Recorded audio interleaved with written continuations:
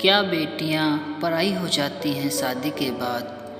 पति 4 दिन के लिए ज़रूरी काम से दिल्ली जाने लगा तो पत्नी से बोला, चलो मैं तुम्हें मायके छोड़ आता हूँ, अकेली यहाँ पर रहकर बोर होती रहोगी। वह खुशी से तैयार हो गई। जब मायके पहुँची तो घर का दरवाज़ा खुला था। आजी बाबा घर के बाहर गुड़ से रोटी खा रहे थे।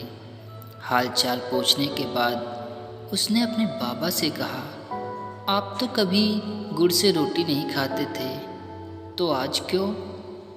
बेटा, कभी कभी गुड़ से भी रोटी खा लेनी चाहिए, कहते हुए मुस्कुरा दिए। उसे अपने बाबा की आंखों में लाचारी दिख रही थी। इतने में भाभी बाहर आई। चेहरे पर झूठी मुस्कान लिए हुए पूछने लगी, कैसी हो? आज रुकोगी यहाँ? वह खुश होते हुए बोली, हाँ भाभी, मेरे पति दिल्ली गए हैं 4 दिन के लिए, इसलिए मुझे यहाँ छोड़ गए। भाभी बोली, बैठो, तुम्हारे लिए चाय बना कर लाती हूँ।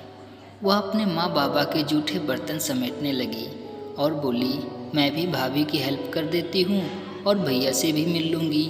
यह कहते हुए वह किचन में बर्तन रखकर भैया के कमरे की ओर चल दी। तभी उसे भैया और भाभी की आवाज़ें सुनाई दी। भाभी भैया से कह रही थी, तुम्हारी बहन की शादी तो हो गई है, लेकिन अभी तक माँ बाबा का घर नहीं छोड़ा। जब मन होता है बच्चों समेत मुंह उठाकर चली आती है। तो भैया गुस्से से बोले, तेरा क्या ले लेती है? यहाँ नहीं आएगी तो कहाँ जाएगी? भाभी गुस्से में बर्तन फेंकते हुए बोली, घर को संभालती हूँ, तुम्हारे माँ बाप की सेवा करती हूँ, अब तुम्हारी बहन भी आ गई, लेकिन अब बस मुझसे नहीं होगा। भाभी की ये सब बातें सुनकर वह हैरान रह गई। उसकी आवाज़ तो दबी रह गई। वह उल्टे पांव वहाँ से वापस होने लगी।